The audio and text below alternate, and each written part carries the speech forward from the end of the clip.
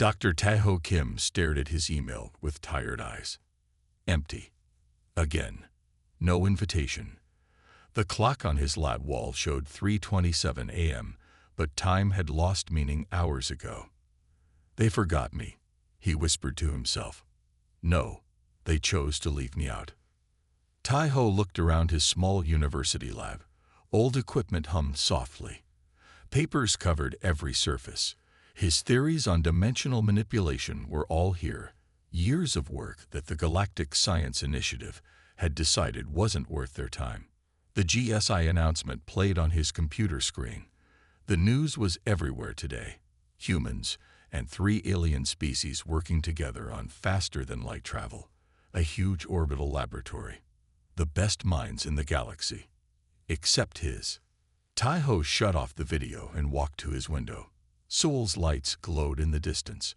Somewhere up there, beyond the clouds and stars, the future was being decided. Without him.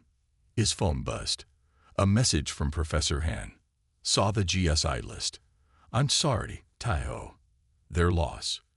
Your theories are too good for them anyway. Tae-ho didn't reply. He'd heard this before. Too radical. Too unconventional. Not practical enough. The words that had followed him through his career. He made tea and returned to his equations. The math was solid. He knew it was. His approach to dimensional folding could change everything.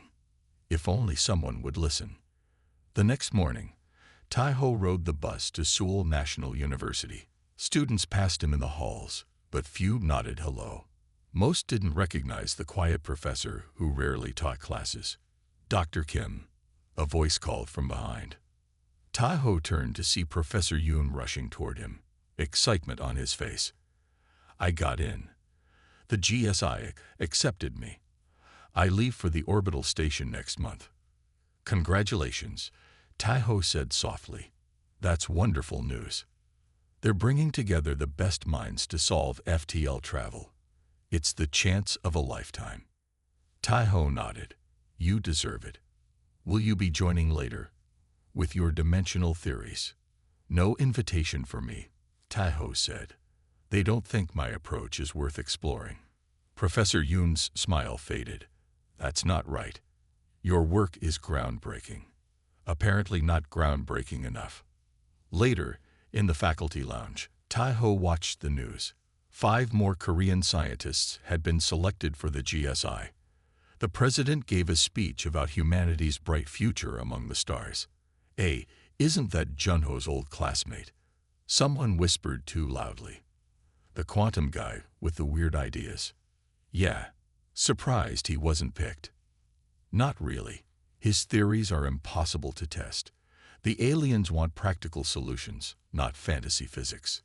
Tae-ho gathered his things and left without a word. That night, alone in his lab, Tae-ho made a decision. If the GSI wouldn't explore his theories, he would prove them himself. He opened his funding request that had been rejected 3 times. The university wouldn't give him money for a device that creates pocket dimensions. It sounded too much like science fiction. But Tae-ho had saved nearly everything from his modest professor's salary for years. It would be enough to build a small prototype, just enough to show it could work. He began ordering parts, using his personal accounts, custom quantum processors, specialized alloys, energy containment systems. Some came from regular suppliers, others from less reputable sources that didn't ask questions. Weeks passed. The GSI project made headlines daily. The first human scientists arrived at the orbital station. Alien technologies were being shared. Breakthroughs were happening. And in his quiet lab, forgotten by the world, Tae-ho built something that might change everything. His prototype took shape, a device smaller than a microwave that hummed with strange energy. The equations on his board became circuits and code. I don't need their approval, he told himself as he worked through another night. I just need to make it work. On his desk sat the rejection letters from every major scientific journal. None had even bothered to review his papers. His name had become synonymous with impractical theory. But theory was becoming reality in his hands. As dawn broke over Seoul, Tai-ho made the final adjustments to his device. His hands trembled slightly from exhaustion and too much coffee. "Let's see who they forgot," he whispered as he prepared for the first test. The GSI station was dying. Systems failed one by one. Half the sections were without air. The HFY had withdrawn after placing explosive devices throughout the structure. They knew what the humans were trying to do. In the damaged lab, Tai-ho worked alone. Most scientists had evacuated to the emergency ships. Only Dr. Kalon remained, helping with final calculations. "The station has less than 2 hours," Admiral Park said, entering the lab. His uniform was torn and burned. "How close are you?" "Almost ready," Tai-ho answered without looking up. His hands moved quickly over the device controls. "The containment field is stable. The energy receiver is working." "Will it stop the tear?" the Admiral asked. Tai-ho paused. "Not the way we thought." He brought up a display showing new calculations. "We can't seal the tear from outside.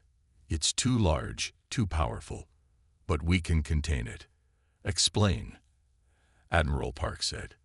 "The pocket dimension won't close the tear," Tai-ho said. "It will surround it, creating a bubble around it. The tear will still exist, but inside a controlled space that won't grow or threaten Earth." "Like a prison," Dr. Kalon said, understanding. "Exactly," Tai-ho nodded. "But there's a problem. The device must be activated from inside the tear's event horizon." Admiral Park's face darkened. "A suicide mission." "Yes," Tai-ho said quietly. The station shook. Another section lost pressure. "How would it work?" Admiral Park asked. Tai-ho showed them the plan. A small ship would carry the device into the tear. Once inside, the pilot would activate it, creating a pocket dimension that would expand outward, surrounding the tear completely. "The pilot won't be able to escape," Dr. Kalon said. "Once the pocket dimension forms, nothing can pass through its boundaries." "I'll do it," Tai-ho said simply. Admiral Park studied him. "You're sure there's no other way?" "None," Tai-ho replied. "The device needs manual calibration during activation. It can't be automated or remote controlled." The Admiral nodded slowly. "I'll arrange a ship." Tai-ho went to medical before leaving. Jia-yun lay unconscious, connected to machines that beeped steadily. Her face was pale but peaceful. "I'm keeping my promise," he told her, though she couldn't hear. "The device will work. Earth will be safe." He placed a data chip beside her bed. "All my research is here, everything I've learned. When you wake up, make sure it helps people." Tai-ho touched her hand gently. "Thank you for believing in me when no one else did." The small ship was ready an hour later. The device, now sealed in a special container, was secured in the cargo hold. The tear was visible through the view screen. An enormous black hole in space, stars disappearing at its edges. It was now 1,200 kilometers wide and only hours from Earth. Tai-ho ran final checks. Dr. Kalon had insisted on boarding to help with preparations. "Your work will change physics forever," the Vox scientist said. "I regret doubting you." "Doubt is part of science," Tai-ho replied. "It makes us prove our ideas." Admiral Park entered the ship for final instructions. "The evacuation is almost complete. All remaining ships will leave once you're away. You understand what's at stake." "I do," Tai-ho said. The Admiral extended his hand. "Earth won't forget what you've done today." Tai-ho smiled slightly. Ironic, since being forgotten is what led to this solution. After the others left, Tai-ho sat alone in the pilot's seat. He thought about his lonely lab at the university, the rejection letters, the years of working alone.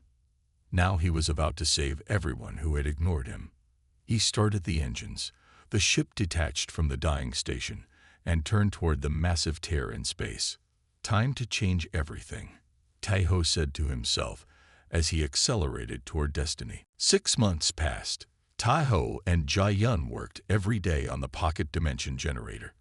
With her help, the device grew more stable. The dark sphere could now last for hours. They could make it bigger or smaller. They could even put small objects inside it. The strange signals continued. Jia-Yun had brought better equipment from the space agency. They slowly began to understand the patterns. It wasn't a language exactly, more like energy readings from somewhere else. "I think it's another dimension trying to communicate with us," Jia-Yun said one night as they worked late. Tai-Ho nodded, "Or something inside that dimension." Neither said what they were both thinking, that they might have discovered an entirely new form of life.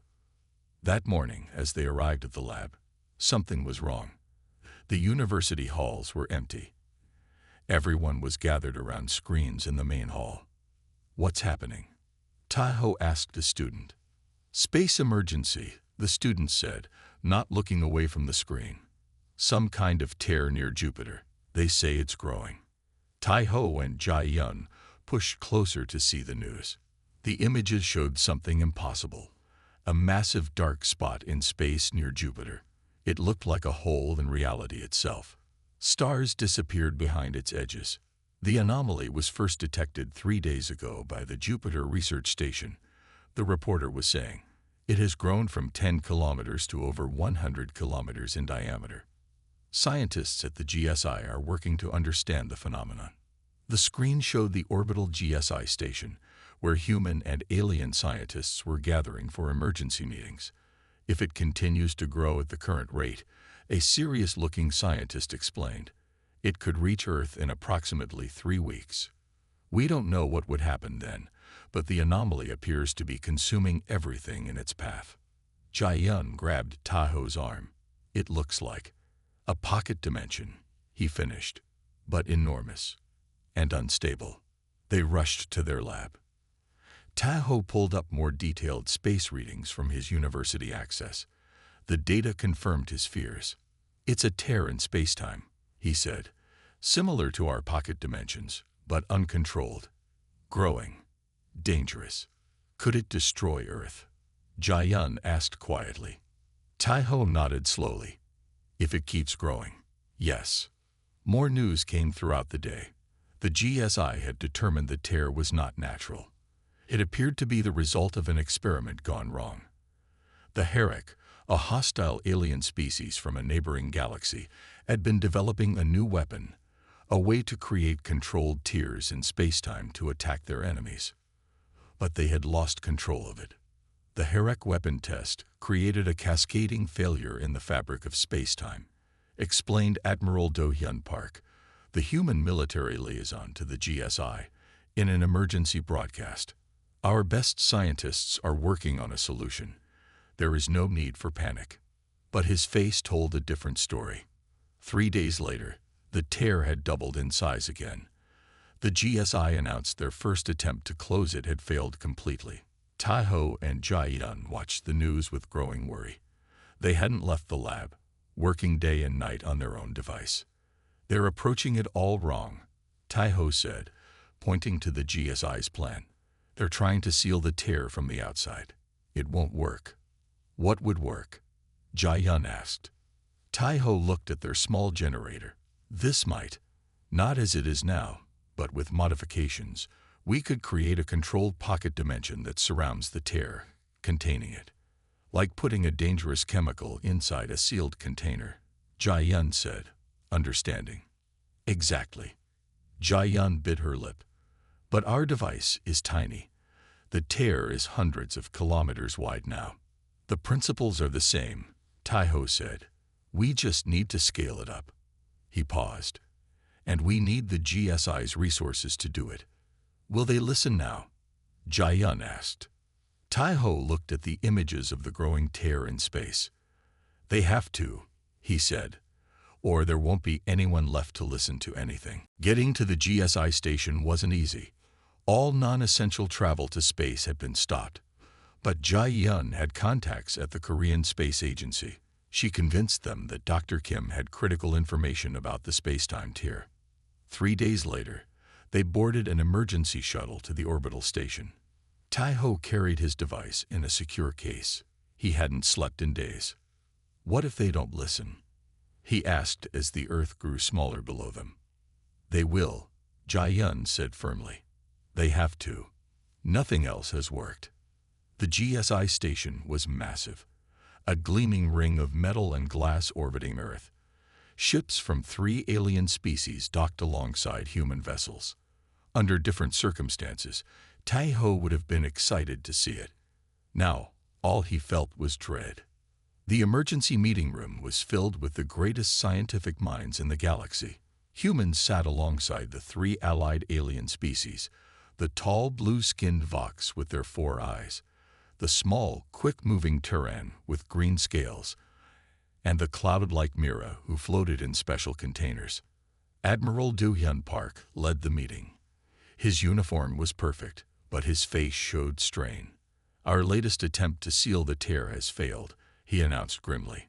It's now 500 kilometers wide and accelerating. We have less than 2 weeks before it reaches Earth. A Vox scientist named Dr. Kalin stood. Our models suggest the tear will consume Earth in minutes once it arrives. We must consider evacuation plans. Evacuate to where? A human scientist asked. If the tear keeps growing, nowhere in the solar system will be safe. Silence fell over the room. Jai-yun nudged Tai-ho. He stood slowly, feeling every eye turn to him. I have a possible solution, he said, his voice smaller than he wanted. Admiral Park frowned. And you are? Dr. Taho Kim, quantum physicist from Seoul National University. Dr. Kalin's 4 eyes narrowed. You're not on the GSI roster. No, Taho admitted. I wasn't invited, but I've been researching pocket dimensions for years, and I've built a working prototype. Murmurs filled the room. Some confused, some angry. Pocket dimensions. Admiral Park repeated. You mean like the tear itself? Similar, but controlled, Taho explained. My device creates stable microdimensions that can be maintained indefinitely with minimal energy. Dr. Kalin made a dismissive gesture. Impossible. The energy requirements alone would be less than what powers this room. Taho interrupted. My approach is different. I don't force the dimensions open. I find where they're naturally thin and create a stable passage. The room erupted in voices. Admiral Park banged his hand on the table. Enough. We don't have time for unproven theories. It's not a theory, Jai-yun said, stepping forward. She opened their case and took out the small device. It's working technology. Before anyone could stop her, she activated it. The familiar hum filled the room, and above the device, the dark sphere appeared, perfectly stable. The room went silent. Every scientist, human and alien, stared at the small black ball floating in the air. Admiral Park found his voice first. What exactly are we looking at? A pocket dimension, Taho said. A small, controlled tear in space-time that doesn't grow or collapse. It can be maintained indefinitely and even programmed with specific properties. A Mira scientist floated closer, its cloudy form changing colors rapidly. This could work, it said in its musical voice. If scaled properly, a controlled pocket dimension could contain the tear. Dr. Kalin wasn't convinced. How do we know this won't make things worse? Creating another tear near the first one could accelerate the problem. Because mine isn't really a tear, Taho explained. It's more like a bubble that exists alongside our dimension. It doesn't damage space-time. Admiral Park studied the device. How quickly can this be scaled up? With proper resources. A week? Maybe less, Taho said. That's cutting it close, Admiral Park said. It's also our only option, Jai-yun pointed out. The Admiral nodded slowly. Dr. Kim, you have access to whatever you need. Lab space, materials, assistance. He looked around the room. Anyone who can help with this project is now assigned to Dr. Kim. We have one chance to save Earth. Taho stood straighter. The forgotten scientist was now humanity's last hope. The Herek attack intensified. The GSI station's outer shields failed. Emergency lights bathed the lab in red. Through the windows, Taho could see enemy ships. Dark, sharp-edged vessels firing continuously. Section B7 has been breached, a voice announced over the speakers. All personnel prepare for possible boarding. Admiral Park positioned soldiers at every entrance to the lab. No one gets through, he ordered. Whatever happens, the device must be protected. Tai-Ho and his team worked frantically. The modified device now had a new component, a receiver designed to capture and use the strange energy from pocket dimensions. It's working, Jai-Yun said, checking the readings. Power levels are rising. Dr. Kellen monitored the quantum field. Stability at 82%. Not perfect, but it might be enough. Tai-Ho connected the final circuits. We need to test it now. At minimum power, just to verify the principle. They stepped back. Tai-Ho activated the device. The lab hummed with energy. In the center of the metal rings, a dark sphere appeared, larger than any they had created before. The instruments showed it was stable. It works, Tai-Ho whispered. A massive explosion rocked the station. The lights went out completely. Then emergency power kicked in. They've breached the inner hull, Admiral Park said. Everyone be ready. The lab doors sealed automatically. Outside, they heard weapons fire. The sounds of fighting grew closer. We need to load the device onto a ship, Admiral Park said. It's our only chance now. We can't hold them much longer. Tai-Ho nodded. We'll need 10 minutes to shut down safely. You have 5, Admiral Park replied. As they prepared to move the device, a section of the ceiling exploded inward. Through the smoke, 3 Herrick soldiers dropped into the lab. They were tall, gray-skinned creatures with 4 arms, each holding a weapon. The station's defenders fired immediately. The Herrick took cover behind lab equipment and returned fire. Energy beams crisscrossed the room. Protect the device, Admiral Park shouted. Tai-Ho and Jai-Yun crouched behind the control panel. Dr. Kalen and 2 human scientists worked frantically to shut down the device safely. A Herrick soldier spotted them and fired. The beam hit equipment near Tai-Ho, sending metal fragments flying. He felt a sharp pain in his arm, but kept working. Almost there, Dr. Kalen called. 30 seconds to safe shutdown. Another explosion. More Herrick entered the lab. The defenders were being pushed back. A Herrick soldier broke through the line and charged toward the device, carrying something in its lower hands. An explosive. Jai-Yun saw it first. Without hesitation, she jumped up and ran toward the Herrick. Tai-Ho shouted, reaching for her, but she was already gone. Jai-Yun tackled the Herrick just as it reached the device. They crashed into a table of equipment. The explosive fell from the alien's hands and rolled away. Admiral Park shot the Herrick, but not before it fired at Jai-Yun. She fell, a smoking wound on her side. Jai-Yun. Tai-Ho ran to her. The fighting continued around them, but he heard nothing except his own heartbeat. She was alive but badly injured. Blood soaked her uniform. Get her to medical, Admiral Park ordered, helping Tai-Ho lift her. We'll handle the device. No, Jai-Yun said weakly, grabbing Tai-Ho's arm. The device. You need to finish it. I can't leave you, Tai-Ho said. You have to. Her eyes were clear despite the pain. Sometimes being forgotten gives you the freedom to think differently. That's your strength, Tai-Ho. You saw what everyone else missed. Medical staff arrived with a stretcher. As they took Jai-Yun away, she held Tai-Ho's gaze. Promise me you'll finish it, she said. I promise, Tai-Ho replied. When she was gone, Tai-Ho turned back to the device. The lab was secured again. The Herrick pushed back temporarily, but the station was failing. Time was almost gone. What now? Dr. Kalen asked. Now, Tai-Ho said, his voice firm. We save Earth. The GSI gave Tai-Ho the largest laboratory on the station. Scientists from all species worked under his direction. Equipment arrived hourly. For someone who had worked alone for years, the change was overwhelming. Focus on the containment field. Tahoe told a team of human engineers. It needs to be strong enough to hold a pocket dimension hundreds of kilometers wide. To the Vox scientists, he assigned power calculations. The Mira worked on dimensional mapping. The Terran handled materials testing. Jai-Yun stayed by his side, translating his ideas when others didn't understand. She knew his work almost as well as he did now. Dr. Kalin, the Vox scientist who had doubted them, watched from the corner. His 4 eyes narrowed whenever Tahoe spoke. The Vox have studied dimensional physics for centuries, Dr. Kalin said during a tense meeting. Your approach violates several established principles.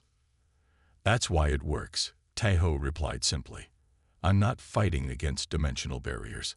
I'm working with them. Theory is fine, Dr. Kalin said. But scaling this up 1,000,000 times, it's never been done. Many things have never been done, Tahoe said, until someone does them. 4 days passed. The tear grew larger. It was now 800 kilometers wide and accelerating. Jupiter's largest moon had been partially consumed, sending shockwaves of fear through Earth. In the lab, progress was steady but slow. The scaled-up device was taking shape, a massive sphere of interlocking metal rings surrounding a central core. But problems kept appearing. The quantum field destabilizes past a certain size, a human physicist reported.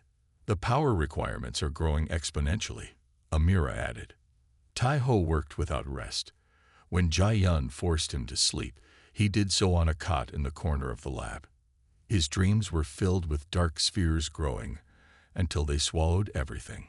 On the 5th day, Dr. Kalin approached Tahoe privately. I've been reviewing your original research, the Vox said. The papers the journals rejected. Tahoe looked up, surprised. Your mathematics are unconventional, but sound, Dr. Kalin admitted. I believe I can help stabilize the quantum field at larger scales. Tahoe studied the alien's face. Why help now? Dr. Kalin's upper eyes blinked slowly. Because I was wrong to dismiss your work, and because my home planet is also at risk if this tear continues to grow. They worked together after that.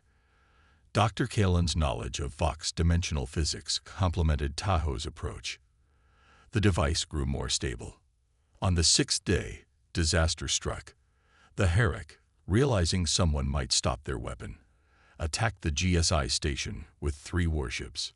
They're targeting the research section, Admiral Park announced over the station's speakers. All non-essential personnel evacuate now. The lab shook as weapons hit the station's shields. Equipment fell from tables. Warning lights flashed. We can't evacuate, Tahoe said. The device is too delicate to move, and it's not complete. Then we defend this section, Admiral Park replied, entering the lab with a squad of soldiers. How much longer do you need? Tahoe looked at the device. It was nearly ready for testing, but still not powerful enough. 24 hours, he said. Maybe less. Another hit rocked the station. Ceiling panels crashed down. You have 12, Admiral Park said grimly. After that, we won't have a station left to work in. As the Admiral organized the defense, Jai-Yun pulled Tahoe aside. We need more power, she said. The containment field won't hold the tear without it. Tahoe nodded. There's one option we haven't tried. The signals from our original pocket dimensions. They showed energy patterns. If we could tap into that energy.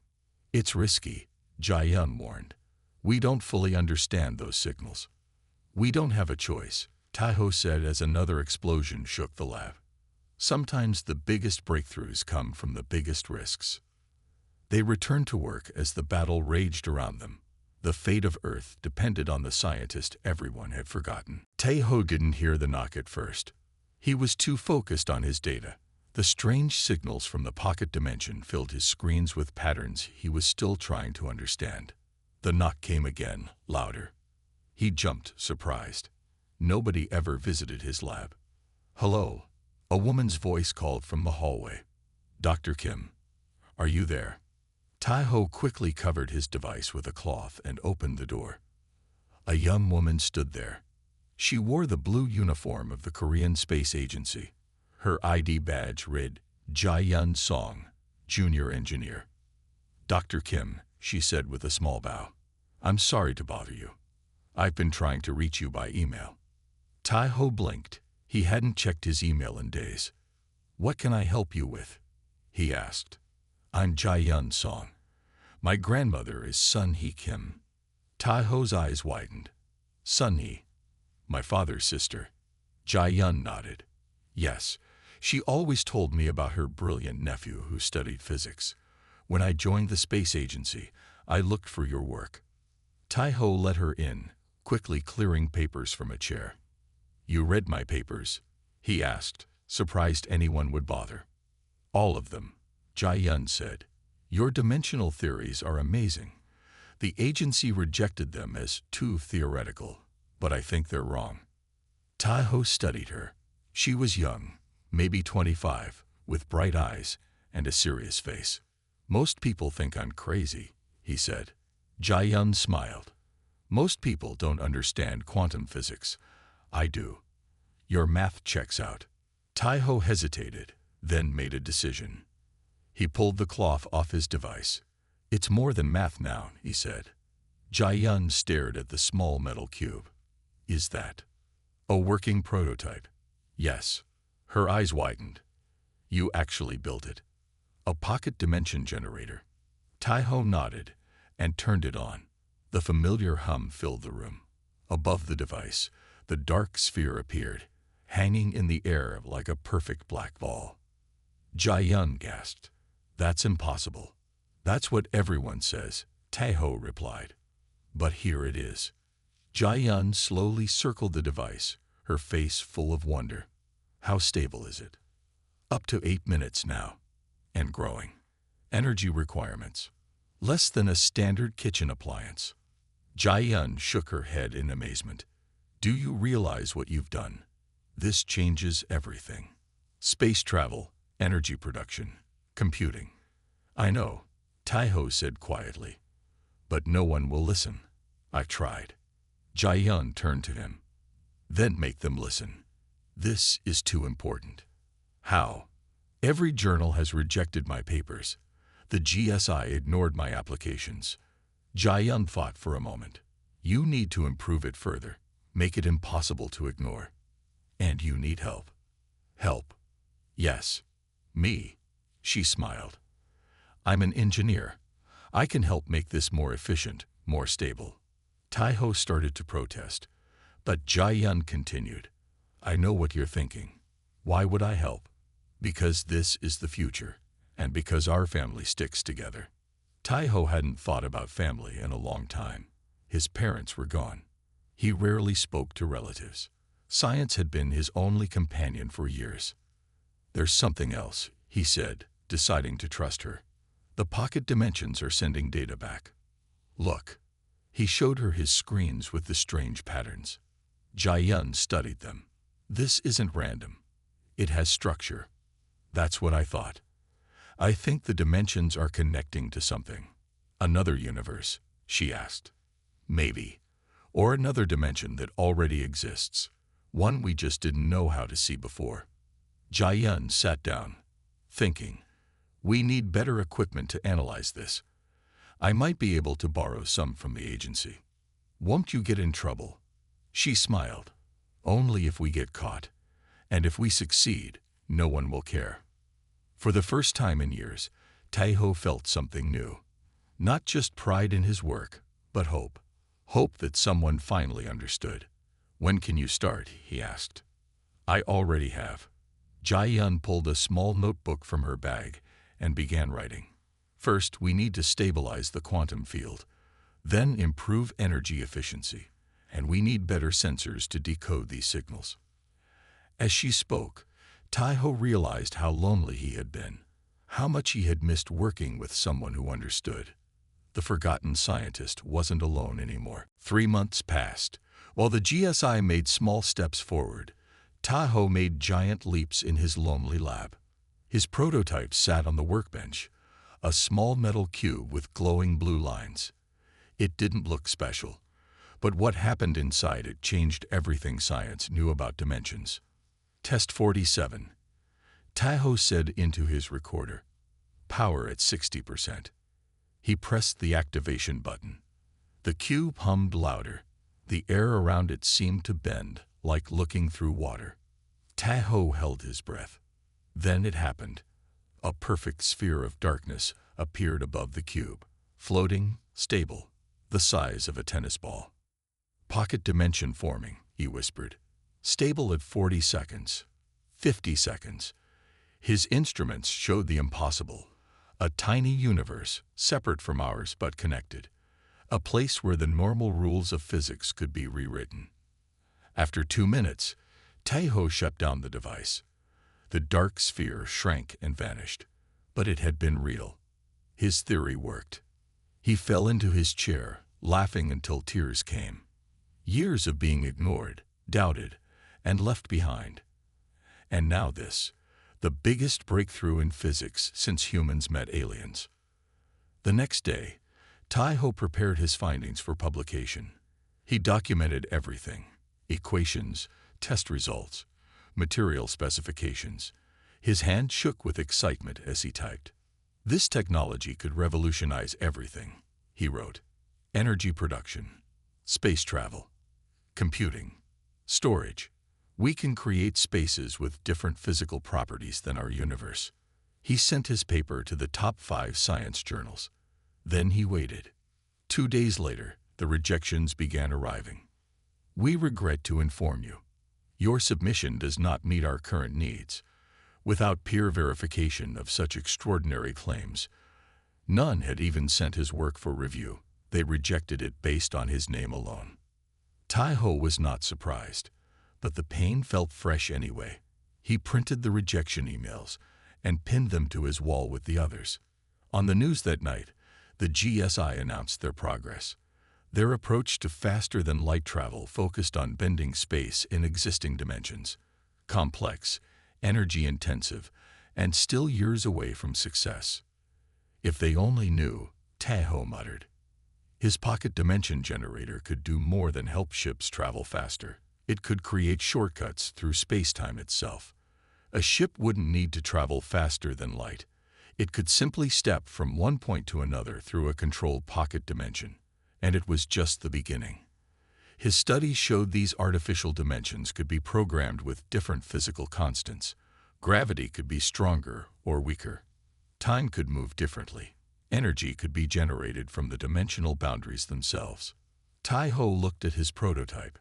So small, yet so powerful. He had built it with parts he could afford on a professor's salary. What could he do with real funding? With a proper team? But the world wasn't listening. The GSI wasn't interested. And now the scientific journals wouldn't even look at his work. Taiho didn't give up. He improved his device over the next weeks, making it smaller and more efficient. Each test showed better results. The pocket dimensions lasted longer. They grew larger. He could even control some of their basic properties. During his 59th test, something new happened. As the pocket dimension formed, Taiho saw something inside it, swirling energy patterns that his instruments couldn't explain. He reached toward the dark sphere, curious. A tiny bolt of energy jumped from the sphere to his hand. Taiho pulled back, startled but unhurt. His computer showed a data transfer. Somehow, the pocket dimension had sent information into his lab system. Taiho stared at his screen, trying to understand the strange patterns in code. This isn't just a hole in space, he realized. It's a door to somewhere else, or something else. That night, Taiho didn't sleep. He worked frantically, trying to decode the information from the pocket dimension. It wasn't random data. It had structure, meaning. As dawn broke over Seoul, Taiho finally understood. His pocket dimensions weren't empty new spaces. They were connecting to something that was already there, waiting to be found. Something that had been forgotten, just like him. Taiho's small ship approached the massive tear in space. Up close, it was both beautiful and terrifying. A perfect darkness that seemed to swallow light itself. His instruments went crazy near its edge. Reality itself was breaking down. Beginning final approach, Taiho said into his recorder. All systems operational. Device ready for activation. He had set his ship on a direct course into the center of the tear. There was no turning back now. His hands were steady as he made final adjustments to the device. Entering event horizon in 30 seconds, he reported calmly. Taiho thought about Earth, about the billions of people who would never know his name, about Jai Yun, who had believed in him when no one else would, about all the scientists who had rejected his ideas. None of that mattered now. 10 seconds. The ship crossed the boundary of the tear. Darkness surrounded him. His instruments failed completely. Only the device's special systems continued working. Inside the tear was not emptiness, as everyone had expected. Taiho saw swirling patterns of energy, like the signals from his first pocket dimensions, but enormous, beautiful, alive somehow. "This is incredible," he whispered. Taiho activated the device. It hummed to life, glowing brightly in the darkness. The pocket dimension began to form around the ship, expanding outward rapidly. As it grew, Taiho felt a strange connection to the energy patterns. They seemed to respond to the pocket dimension, flowing into it, becoming part of it. "The containment is working," he said. "The tear is being encapsulated." The ship's systems failed completely as the pocket dimension expanded further. Taiho's last transmission cut off mid-sentence. From outside, observers saw something amazing. A perfect sphere of darkness appeared around the tear. It stopped growing. The tear was contained. Earth was saved. 3 months later, Jai Yun stood before a large crowd at the new GSI headquarters on Earth. Her side still hurt where she had been wounded, but she stood tall. Behind her was a building with a new name, the Taiho Kim Institute for Dimensional Studies. Dr. Kim saw what others couldn't, she told the crowd. He was forgotten by the scientific community, but that gave him freedom to think differently. His sacrifice saved our world. She held up a small device, a miniature version of Taiho's invention. His work has already changed how we understand the universe. The technology he created will transform space travel, energy production, and computing. After the ceremony, Dr. Kelon approached her. The Vox scientist had become a friend during her recovery. "The new dimensional gateway system is ready for testing," he said. "Based on Dr. Kim's final notes, we believe it will allow instant travel between any 2 points in space." Jai Yun nodded. He would be happy to see his work helping people. "There's something else," Dr. Kalin said more quietly. "The pocket dimension containing the tear. It's stable, but it's also changing." "Changing how?" Jai Yun asked. "It's developing its own laws of physics, growing, and we've detected something strange." He showed her a datapad. Signals coming from inside the pocket dimension. Organized signals. Jai Yun studied the patterns. They looked familiar. "These look like..." "Yes," Dr. Kalin said. "Like someone is trying to communicate." In darkness that was no longer empty, Taiho opened his eyes. His ship had been destroyed, but he still existed. The energies of the tear had merged with his pocket dimension, creating something new, something wonderful. He wasn't alone here. The energy patterns he had seen were conscious in their own way. They had been trapped in the tear, and now they were free to build a new reality inside the pocket dimension. And they were teaching him how. Taiho focused his thoughts, sending signals through the dimensional boundary. Mathematical patterns. Simple messages. "I'm here," he sent. "I'm alive." Somewhere, he knew Jai Yun would understand. She would find a way to respond. Maybe even a way to bridge their worlds. The scientist everyone forgot had not only saved Earth, he had discovered an entirely new form of existence. And this was just the beginning.